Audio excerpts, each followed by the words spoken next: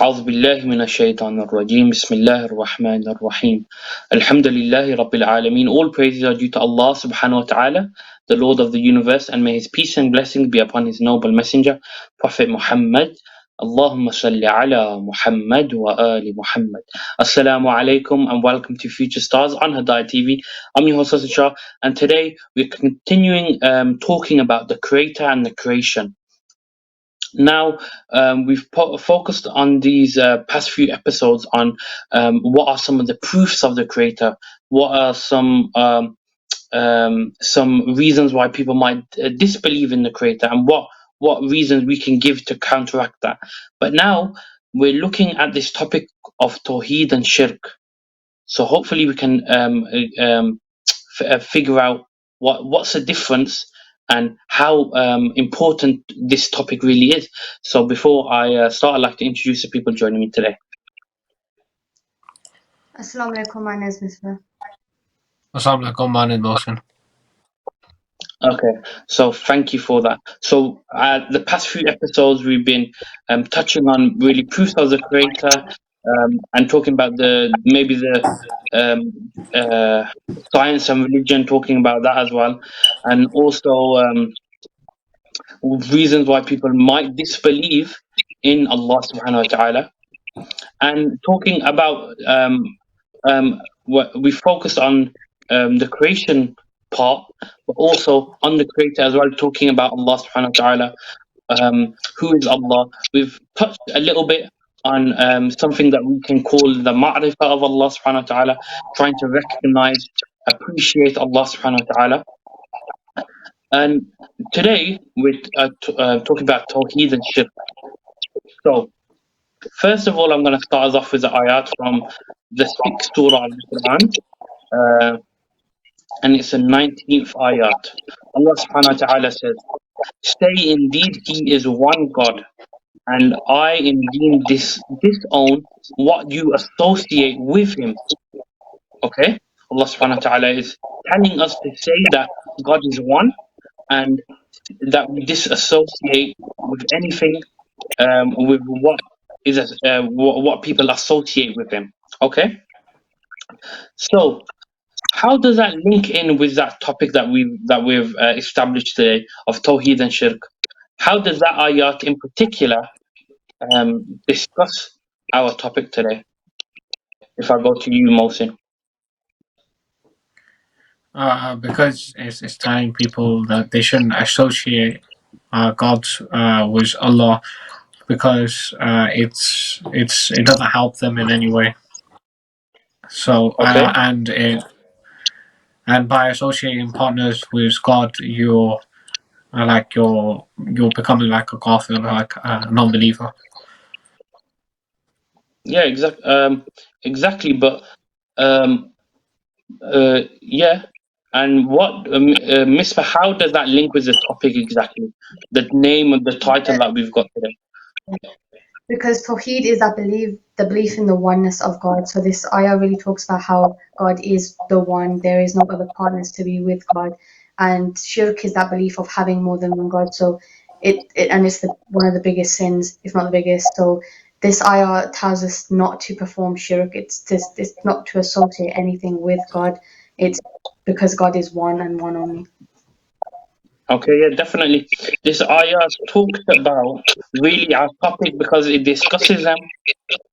Because Tawheed, because Allah subhanahu wa ta'ala, we can hopefully understand these terms in its simplest way at the start, where Allah subhanahu wa ta'ala says, "Indeed, He is one God. Allah is one." Yeah. So simply, Tawheed is understanding the oneness of Allah subhanahu wa ta'ala, isn't it? That there is one God. Yeah. Monotheism. Okay. So, and this ayah then talks about disassociating what you associate with him. Yeah. So, and shirk is often how we describe it is associating partners with Allah subhanahu wa ta'ala. Yeah.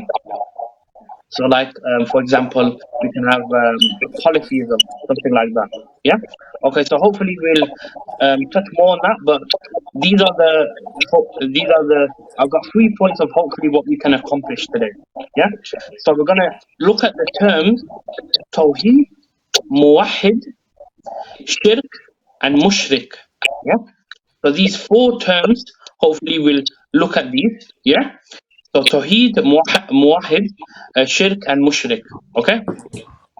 And we're going to see if we can distinguish between the 4 different aspects of Tawheed. So we're going to talk about 4 different aspects of Tawheed.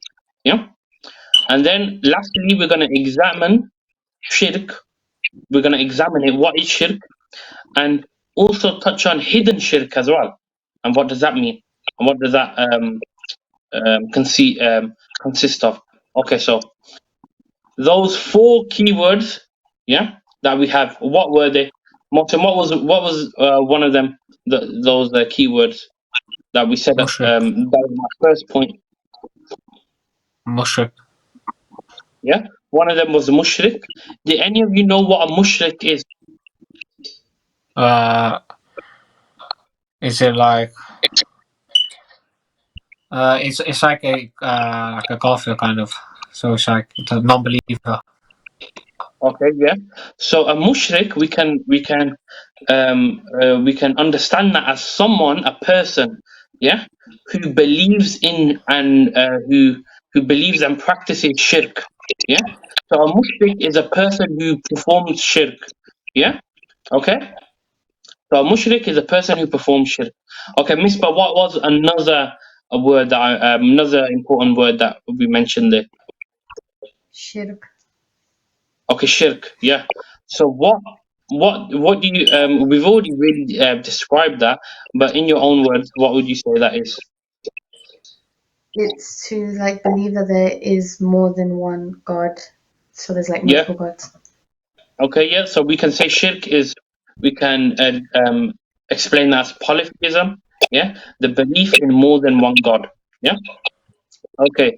So what was another word that I mentioned? Anyone remember?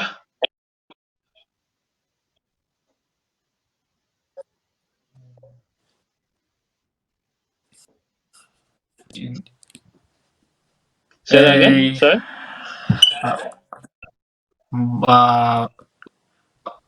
Tawhid. Did you mention Yeah. Tawheed. Yeah. So what does that mean? the oneness of Allah? Yeah, Tawheed is the belief of the oneness of Allah subhanahu wa ta'ala. Yeah? And then the last word, anyone remember the last word I mentioned? Muwahhid. Yeah, Muwahhid. Yeah? And what is a Muwahhid? Like someone who believes there is one God. Yeah. So Tawheed is the belief of the oneness of God, and a Muwahhid is someone who believes in Tawheed. Yeah? So they are a monotheist. Yeah, they believe in the oneness of God. Okay? Okay, so hopefully now we've understood those terms, those 4 Arabic terms, yeah, and we're able to understand them. Okay, so I'm gonna now pass that over to you, Miss Beth. So can we start, Miss Beth, with the last salawat? Allahumma salli ala Muhammad wa ala Muhammad. Tawheed and Shirk. La ilaha illallah is the foundation of Islam and the essence of Tawheed, the belief that there is no God but Allah. He is one and unique and is the only creator. Someone who believes in the oneness of Allah is called a muwahhid, monotheist. The opposite of Tawheed is to believe that there is more than one God or to associate anyone or anything with Allah as his partners. This is called shirk. A person who believes that there is more than one God is called a mushrik, a polytheist. Shirk is the greatest sin in Islam. Imam Jafar Sadiq Islam has said, the greatest of the greatest sins is to attribute partners to Allah. Such is the graveness of the sin of being a mushrik that Allah says in the Holy Quran that He may forgive all sins except of shirk.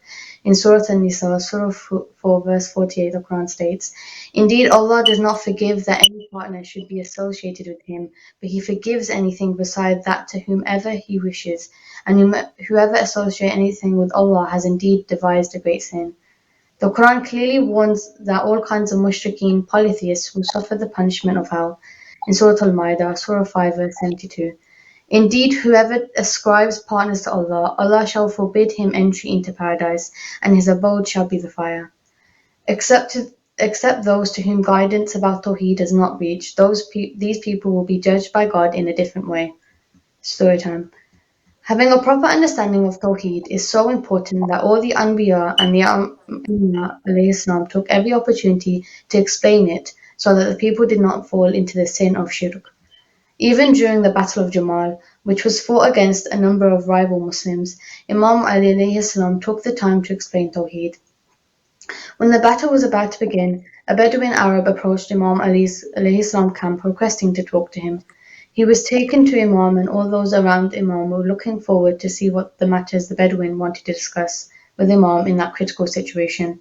The Bedouin Arab suddenly raised the subject of Tawheed, saying, "Do you say that indeed Allah is one?"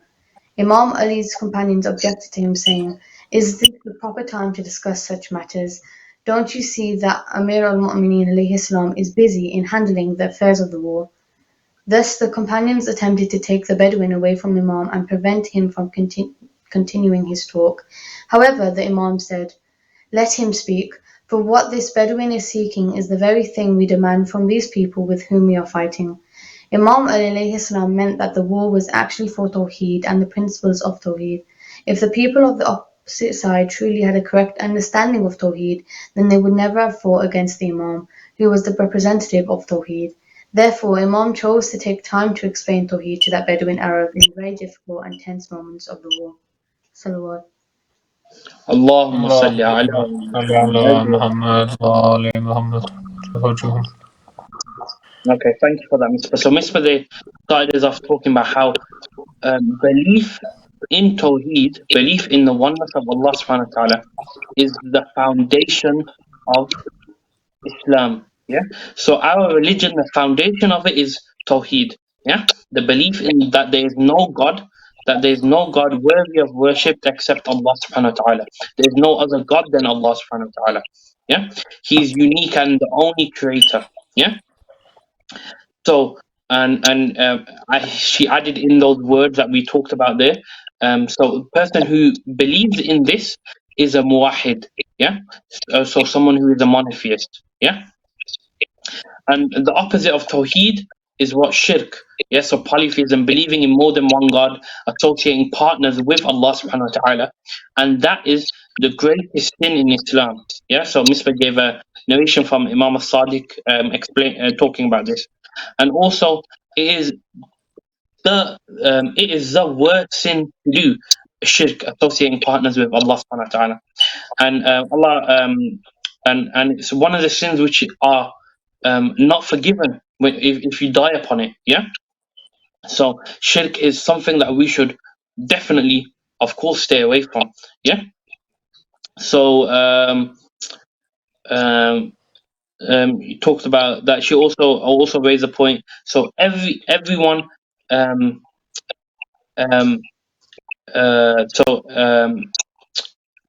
who Tawheed has, so that belief of Tawheed had reached them, yeah, would be judged on that Tawheed. Yeah. So everyone who's heard about the oneness of Allah subhanahu wa ta'ala, and those who haven't heard about that, that's a separate story, and Allah will judge them in their own way. Okay, so another important aspect that Misbah brought up and how important Tawheed is that story that Misbah brought up with Imam Ali alayhi salam in the Battle of Jamal. Yeah. So in the Battle of Jamal, the first battle that took place where Imam Ali alayhi salam was in leadership of the whole Muslim empire at that time. Yeah. That was the first battle that took place. And when other Muslims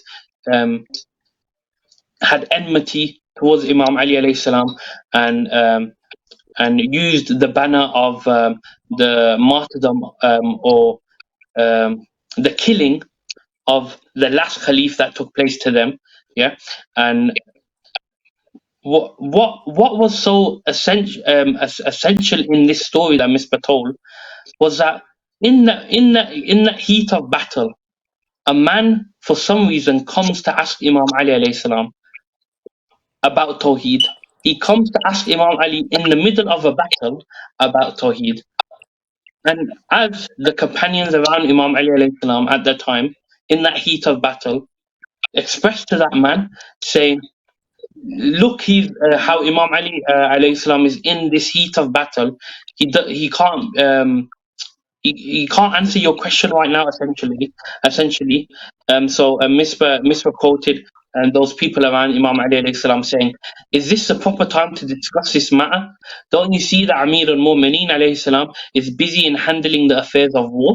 Yeah, but Imam Ali alayhi salam, even in this situation, said, "No, let him speak, let him ask his question, because that is the exact reason why we're fighting for." Yeah. So even in that intense situation, Imam Ali alayhi salam pointed out how it's important for us to have the understanding of Tawheed and the belief of Tawheed. Yeah. Okay. So Mohsin, you've got the next thing to start. Mohsin, after the last salawat. Allahumma salli ala Allahumma Muhammad salli wa ala ali Muhammad. Muhammad wa ali Muhammad wa jafar. Levels and degrees of Tawheed and Shirk. On the surface, a believing Muslim is a muwahid because he declares that there is no God but Allah. Uh, uh, However, Tawheed has many aspects and levels, as does Shirk. As such, a Muslim has to be aware of all these aspects so that he does not fall into the sin of Shirk at all. Remember, a proper understanding of Tawheed is so important that Imam Ali al-Rida salam narrated the following very powerful hadith on his journey to Iran when he was summoned there by Maun, the cruel and cunning Abbasid Khalif of the time. Imam declared that Allah has said, "The phrase La ilaha illallah is my fortress. Whoever enters my fortress shall be safe from my punishment." The Imam then paused for a moment and continued, "But there are conditions for this, and I am one of its conditions." This hadith of Imam Ali Radha salam is also known as the hadith of the golden chair because every person in the chain of narration was sinless. Allah commanded Angel Jibrail to tell it to Rasulullah sallallahu alaihi wasallam, who narrated it to Imam Ali, who narrated it to Imam Hussein, who narrated it to Imam Zain al-Abidin, who narrated it to Muhammad al-Baqir, and so on. Salawat. Allahumma salli ala Muhammad wa ali Muhammad Muhammad. wa Muhammad wa Okay, so there now we've now established, yeah. So we now know that a believing Muslim is a muwahid, yeah, and we reject shirk, yeah, because shirk is one of the biggest sins in Islam, and Allah is the biggest denial of Allah subhanahu wa taala. Shirk is, yeah. Okay, so and even a further thing that Mohsin mentioned, lastly there, understanding how important Tawheed is, yeah, is the narration from Imam Ali al-Raza alayhi salam. Yeah, so especially with our last imams and how they were so disgustingly treated by those caliphs at the time. They were being taken from different prisons to different prisons. Yeah, and this was so. Mohsin gave the context of the narration that Imam Ali Riza was on a journey to Iran, where he was summoned there by Ma'mun. Yeah, so one of the caliphs. Um, so he was on his he was being summoned there by the caliph, so he had to go um, um, through this area. So he went past it, and that's where he said his narration. So in other times, so when it came to the other imams, just to give you another point to this narration, um, that purposely other imams was then hidden and taken at night time, when they had to make journeys. So a situation like this wouldn't happen again. Yeah, but this time the imam was passing by, and now there's a group of people. They see the imam, they see the grandson of the Holy Prophet sallallahu alaihi wasallam. They ask him, "Can you narrate something for us?" Yeah, and the imam narrates the phrase, narrating from his grandfather, the Holy Prophet, the phrase "La ilaha illallah is my fortress. Whoever enters my fortress shall be safe from my punishment." Then he paused for a second, and then he says, "But there are conditions for this, and I am one of the conditions." Yeah. So the Imam telling them that me believe that I am one of these conditions for Tawheed. Yeah. So Mohsin, they also mention about this being the hadith of the golden chain. Yeah. So when we normally have narrations, we have narrations from the Imam, we have narration from the Prophet. So it's usually companions, sometimes companions of the Prophets, or companions of the Imams narrating this. Yeah. But this chain is is really so great because it's all the imams who are narrating this narration. So it goes from Imam al-Raza, from his father Musa al-Kazim, then Jafar al-Sadiq, then Muhammad al-Baqir alayhi salam, and then Imam Zain al-Abidin, Imam Hussein alayhi salam, from Imam Ali, is the Holy Prophet sallallahu alayhi wa sallam.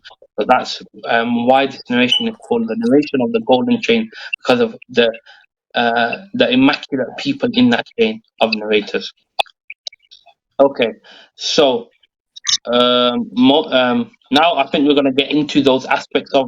So we now have four. We know now there's four aspects of Tawheed. Yeah. So Misbah, you're going to get into them. So can we start, Misbah, with the Law Salawat? Allahumma salli ala Muhammad wa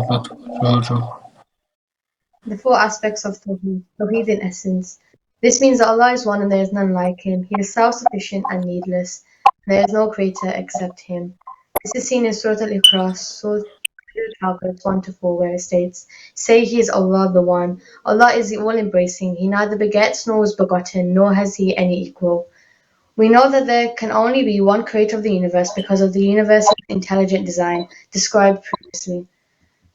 Tawheed and attributes. Allah's qualities such as mercy, knowledge, power, etc. are His very being. They are not additional to Him or parts of Him, nor have they been acquired. Consider a cup of tea. If sugar is added to it, it becomes sweet. The sweetness of the tea is an additional quality to the tea. It can be removed, but the tea will remain as tea. Now consider sugar. The sweetness of the sugar is an essential quality of the sugar, and it's not an additional quality, nor can it be separated from it. Consider a knowledgeable man. The knowledge was acquired by him. It is not an inherent essential quality of his. It is possible he can forget the knowledge he acquired, but still be a man. Allah's qualities are not separate to him, nor acquired, nor part of him. They are his very being. Imam Ali alayhi salam has said, "The perfection of devotion to him is the rejection of attributes to him, because anything that is attributed must mean that it is separate from the object, Allah." Tawheed in creation and will. The universe with all its systems, norms, causes and effects is Allah's act and work, and arises from His will. In Surah Al-Qaf, 18 verse 39 states, "There is no power except by Allah." Tawheed in worship. Restricting worship only to Allah. Oneness in worship was the most important point expressed by the Anbiya. In Surah Al-Ma'idah, Surah 5, verse 76, it states, "Say, do you worship besides Allah that which has no power to bring you any benefit or harm, while Allah, He is the all-hearing, the all-knowing?" The first three types of Tawheed described in the table above are theoretical and are studied in order to establish correct ideas and thinking about Tawheed. The fourth type of Tawheed is practical and can help a person to become truly muwahhid. The difference between theoretical and practical Tawheed can be summarized as follows. Theoretical Tawheed is the insight into perfection, perceiving the unity of Allah, whereas practical Tawheed is the movement aimed at reaching perfection and bringing man into unity. Salawat.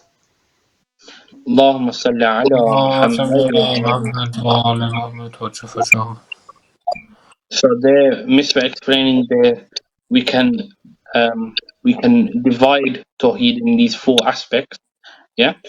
Tawheed in essence, yeah, and Tawheed in its attributes, Tawheed in attributes, Tawheed in creation and will, and Tawheed in worship. Yeah. So Tawheed in essence, um, how would you, Misbah, explain Tawheed in essence? It's that, like, the belief that the simplicity in the fact that Allah is one and there's none like him or comparable to him, and that he's self-sufficient, he needs no one, he's needless, and there's no other, again, there's no other partner or no other creator like him. Yeah. So Tawheed in essence, yeah, and so we know that there's only one creator of the universe. Yeah. So that is essentially it, knowing that there's one creator of the universe. Yeah. And Tawheed in attributes. So we have these different attributes of Allah subhanahu wa ta'ala. Yeah. So so Misbah gave the example of knowledgeable. Yeah. Us as humans, we gain knowledge. Yeah. A lot of our knowledge is gained as we grow older. Yeah. And it's acquired. Yeah. That is not like Allah subhanahu wa ta'ala. Allah subhanahu wa ta'ala's is not separate from his attributes. Okay.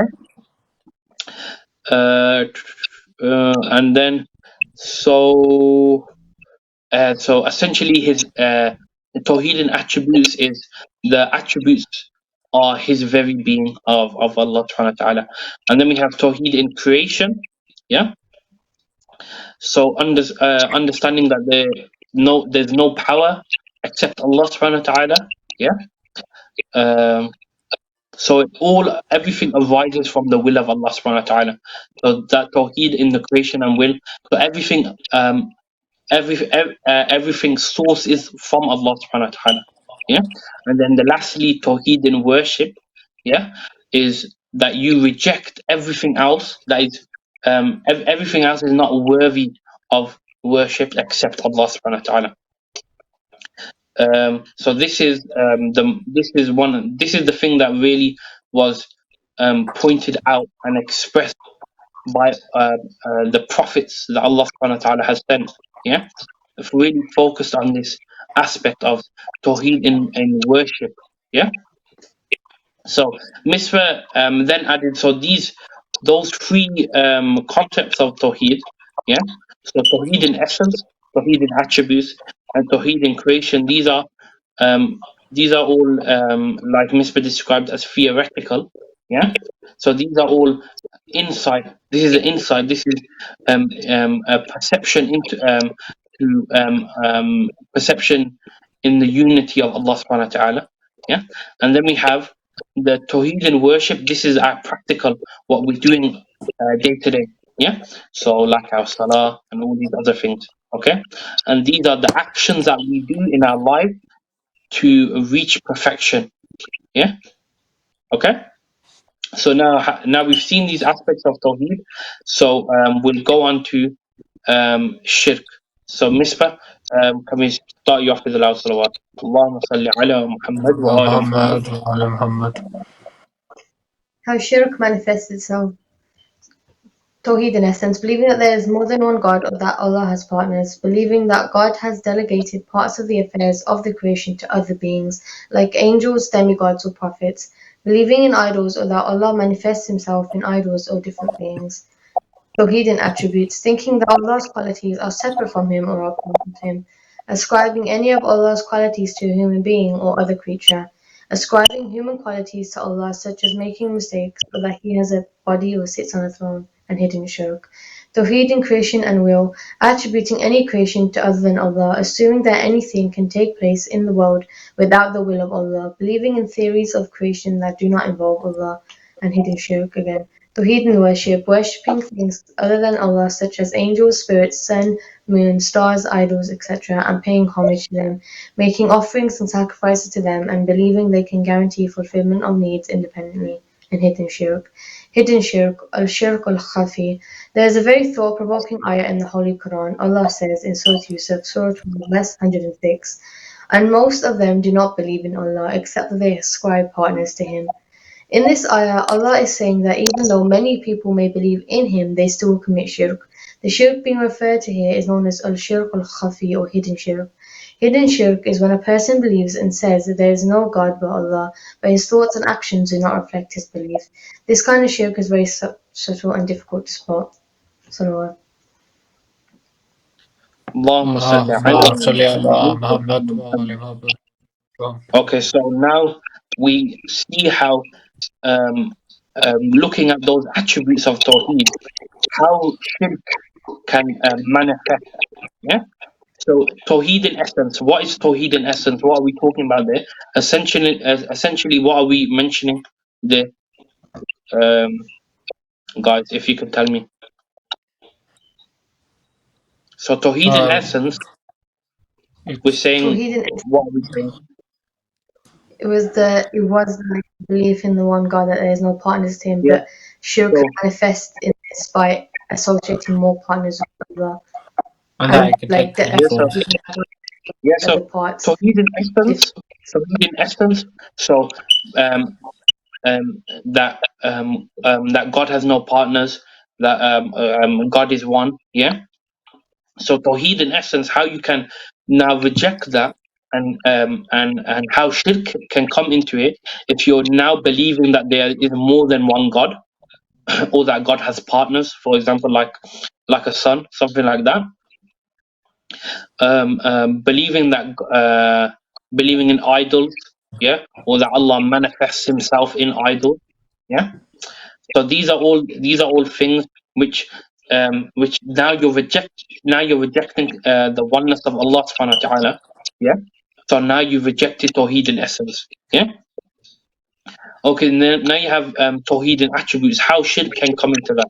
So Tawheed in attributes was understanding that these attributes are not acquired by Allah subhanahu wa ta'ala. Yeah. So these attributes are part of Allah. Yeah. These uh, they are they are the essence of Allah subhanahu wa ta'ala. Yeah. So Allah does not gain knowledge as time passes. Yeah. That does not make sense for all powerful, all knowledgeable creator. Yeah. So how can shirk fall into that? Yeah. So when you thinking that Allah's qualities are separate from Him or a part of Him. Yeah. So thinking that these are parts, yeah, or that they're separate. Ascribing any of Allah's qualities to a human being or a creature, yeah. So giving these qualities to a human being or creature, yeah. Now you're committing shirk now, yeah. So ascribing human qualities to Allah, such as, so now the other way around. So giving Allah human qualities, yeah. So then now you're limiting Allah. For example, Allah ascribing human qualities, making mistakes, or giving him a form. Now you're limiting Allah subhanahu wa ta'ala. Yeah. And then Tawheed in so now we have Tawheed in creation and will. So that essentially was knowing that there is no other power than Allah subhanahu wa ta'ala. Everything its source is from Allah subhanahu wa ta'ala. There's no other power. Everything was created um, through Allah, by Allah subhanahu wa ta'ala. Yeah. So now how can you reject that? How can shirk come into that? Yeah. So ascribing any creation to other than Allah subhanahu wa ta'ala. Yeah. Assuming that anything can take place in the world without the will of Allah subhanahu wa ta'ala. Yeah. And then believing in the creation of the world that rejects and the involvement of Allah subhanahu wa ta'ala. Yeah, so essentially denying that Allah subhanahu wa ta'ala created this universe. That's also shirk. Yeah. And so then we have now shirk in worship. So worship, so removing all partners, and that there's no other person, other God worthy of worship than Allah subhanahu wa ta'ala. There is no other God than Allah subhanahu wa ta'ala. Yeah, that was Tawheed in worship, and then focusing our worship on Allah subhanahu wa ta'ala. Yeah? So, how can we then, how can shirk fall into that? Yeah. So then, um, essentially worshipping other things than Allah subhanahu wa ta'ala. Yeah.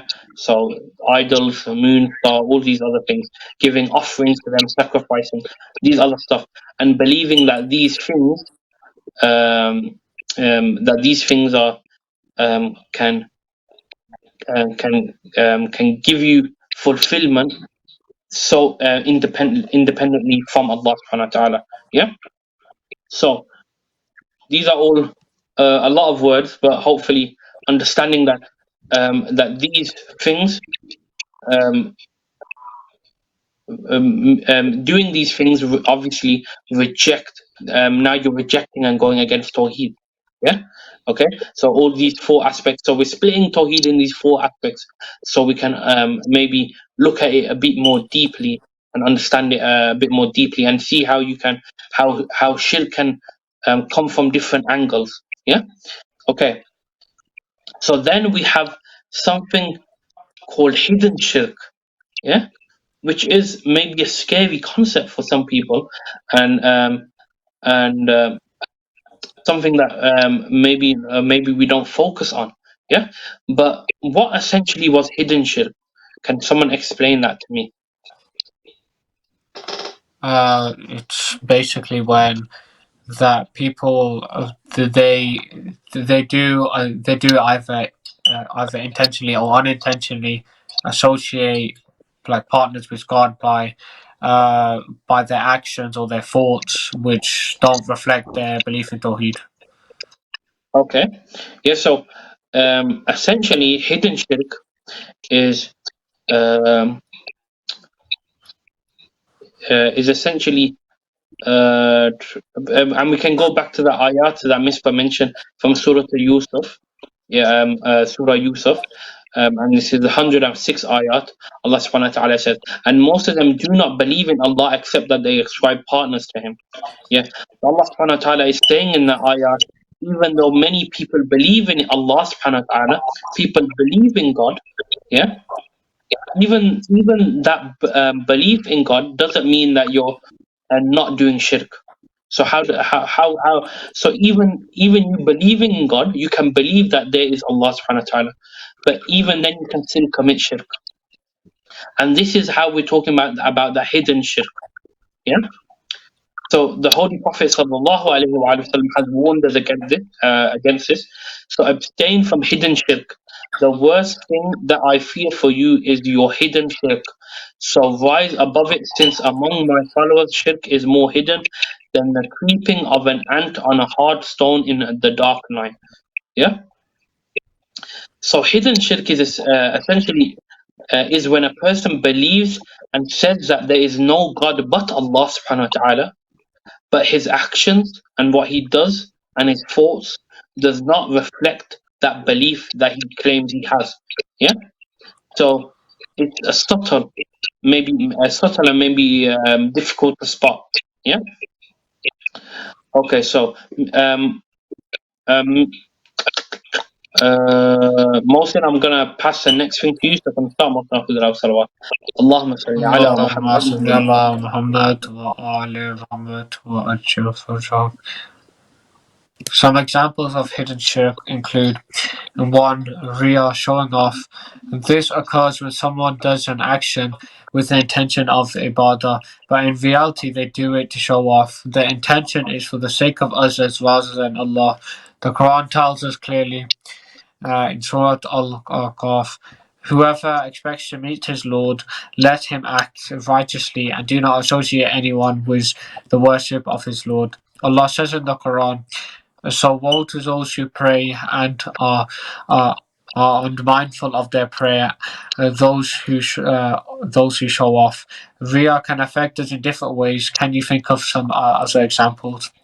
2. Giving preferences or to Uri's desires. Allah tells us in the Quran, in the Holy Quran, Surah Al-Furqan, have you seen the one who has taken his desire to be his God? Each time we give our own desires and preference over what Allah wishes us to do, we have taken our desires as our Lord. This can be something haram as well as something halal. For example, if we eat haram food because we really want to, we have taken our desire above what Allah has commanded us. At a high level, even if we are doing something halal and we give preference to our desire over Allah, it can be a form of shirk. For example, if it is time for salah, we are watching TV or playing a computer game, and we decide to finish the game or our program first and then pray later, then we are giving our desires priority over what Allah wants us to do. Number 3, following someone in disobedience. Obeying someone matters. In matters that would lead to disobeying Allah is also a form of shirk. For example, if friends tell you to listen to music or to go somewhere haram, and you listen to them, then you have given them preference over what Allah wants you to do. Salawat. اللهم صل على محمد وعلى. Thanks for that, Mohsin. So I'm going over some examples of hidden shirk. Yeah. So how we can look at this. So the first point that Mohsin mentioned about this hidden shirk is with riya. Yeah. So showing off. Yeah. So a lot of this time this comes in acts of worship. So salah. Yeah. Maybe you go. You're in the mosque, yeah, and you for some and someone comes in and that is someone that you want to impress, yeah. So now you prolong your sajda. Your salah that you would normally be racing through it. Now you've gone really slow, and you've prolonged your sajda, and the reason you're doing this is not your reason is not to get closer to Allah subhanahu wa ta'ala, but in fact to impress that person who may be looking at you at that time. Yeah, that you're doing now your intention has changed. Your intention has switched from doing something for Allah subhanahu wa ta'ala, but now you're doing it for someone who is not worthy of worship. Yeah. So that in its way is a form of shirk. Yeah, of that hidden shirk that can come into play. Okay. So Allah has mentioned it talked about some this in the Quran as well. So in the 107th surah from ayah 4 to 6. So woe to those who pray, who are unmindful of their prayers, those who show off. Yeah. So this is something which Allah even has mentioned. So making sure our intention in prayer and our intention in life is for the sake of Allah subhanahu wa ta'ala, not to impress these other things that are not worthy. Yeah. Okay. So then we can have another thing. By giving, we can how hidden shirk can come in this way as well. Giving preference to one's desires. Yeah. So Allah subhanahu wa ta'ala has asked you not to not to eat pork. Yeah. But for some for some reason the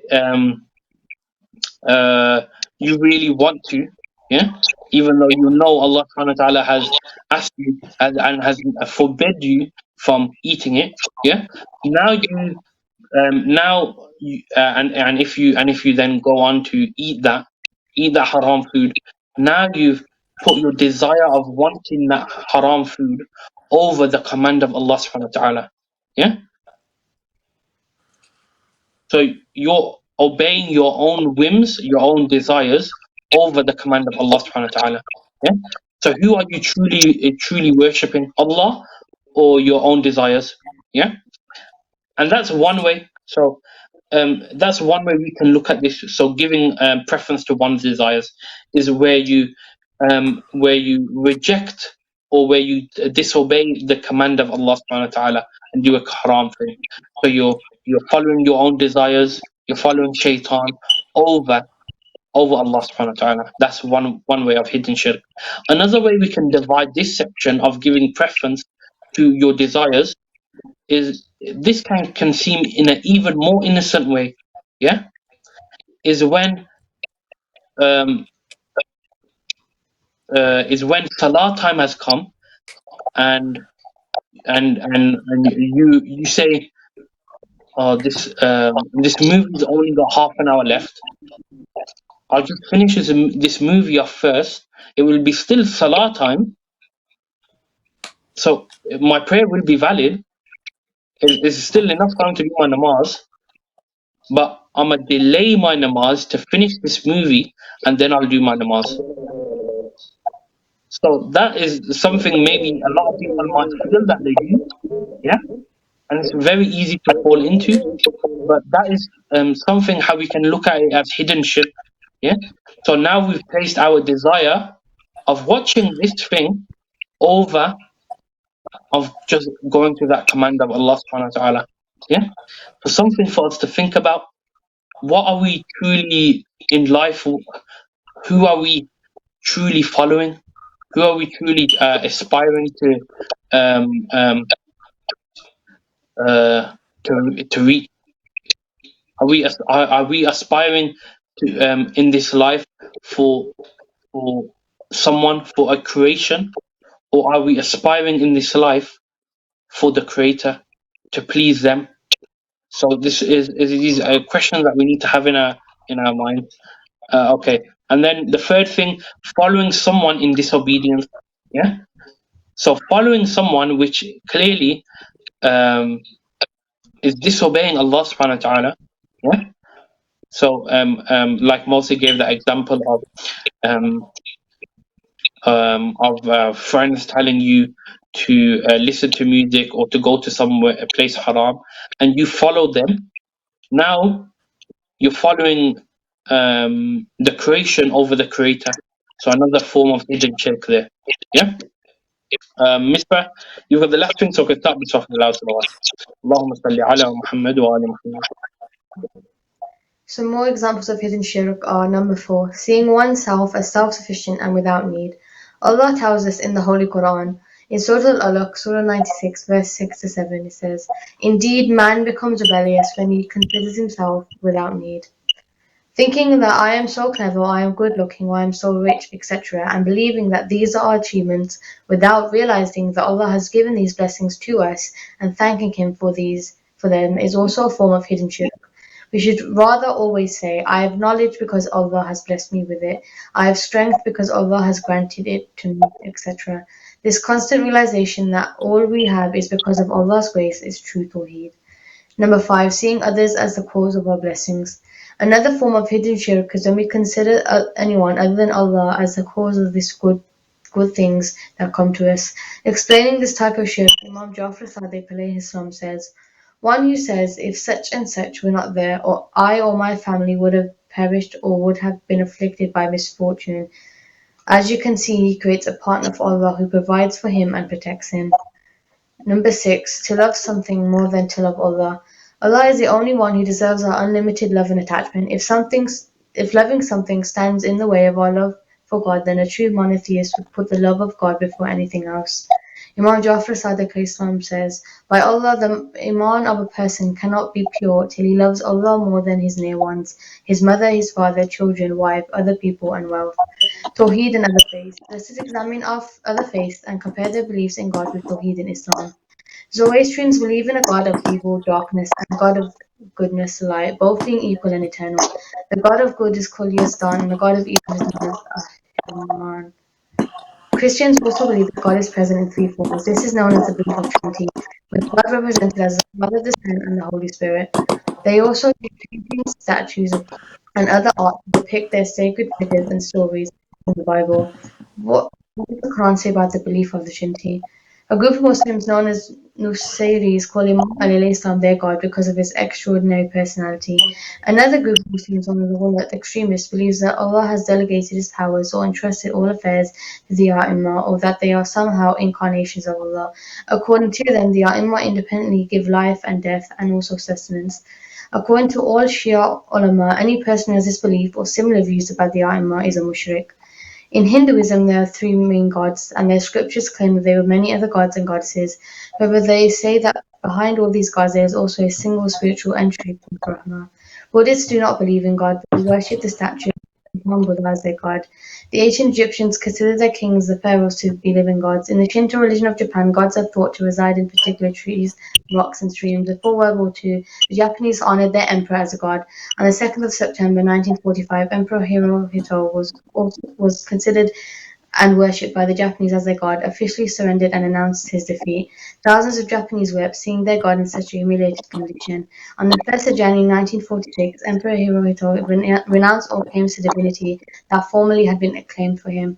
The Constitution of 1947, which he approved, changed him from sovereign to symbol of the state. Some people believe that there are separate gods for every kind of phenomenon. For example, there are separate gods for wind, sea, rain, etc. This is another form of shirk. These people consider different creations to be the handiwork of different gods, and so they worship multiple deities. This kind of shirk has also been denounced in the Holy Quran. In Surah Yusuf, Surah 12, verse 39, it states, "Are different lords better, or Allah the One, the Supreme?" Salawat.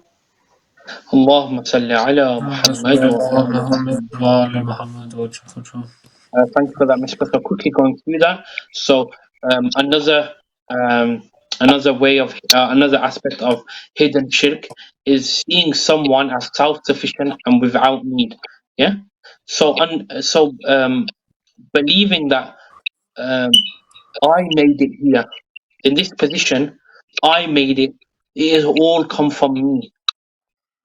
That is a form of hidden shirk, because now you're denying, and because we need to understand that there is no power in this universe except Allah subhanahu wa ta'ala. Yeah, that phrase which Imam Hussein alayhi salam, I think I heard, I believe if I'm not mistaken, it was the most repeated zikr of Imam Hussein alayhi salam on the day of Karbala.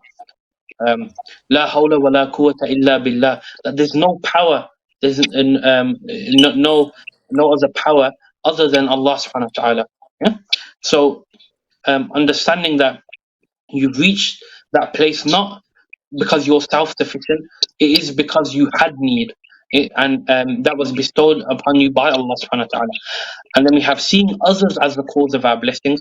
So now not believing you're self-sufficient, but then um, um, um, giving your position or the place that you're in now to the creation. Yeah. So giving that is essentially that previous thing of being self-sufficient, but now you've given it to a creation of another creation of Allah, not you but another creation. Yeah.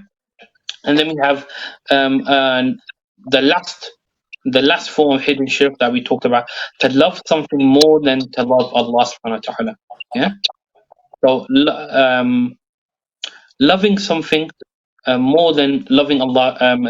So placing something higher.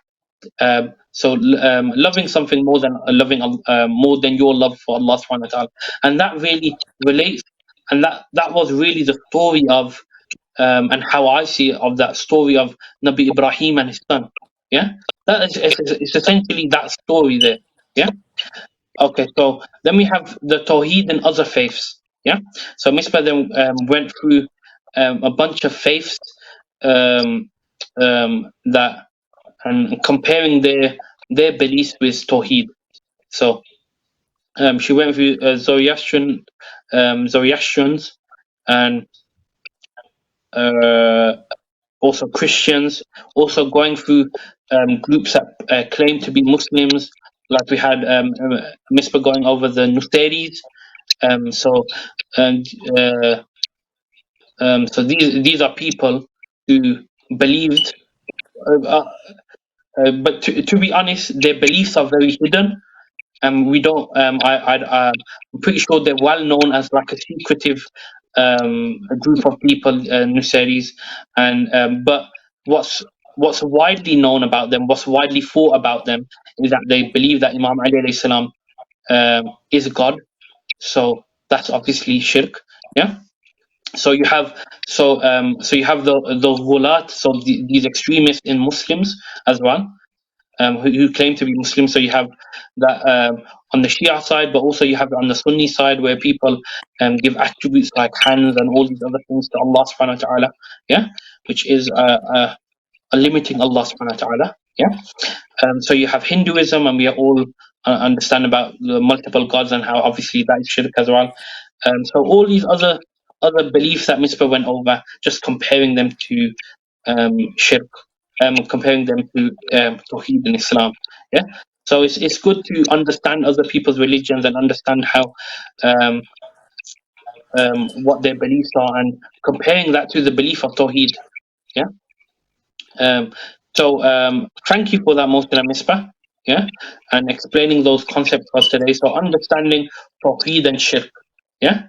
So hopefully we've gained an understanding, and maybe what we can do, something, just a last point for us to maybe put something in action for what we've learned today.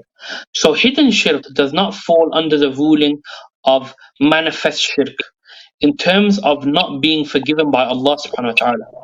And we should always strive to ensure that we do not succumb to any form of shirk, whether that be the form of shirk in itself or that hidden shirk.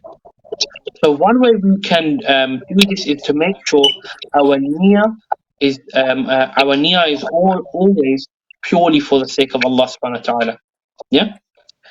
Um, so one thing that we can do is look at the Quran, and hopefully I want us to focus on this ayat from Surah Al-A'nam. It's a six surah from verses 162 to 163.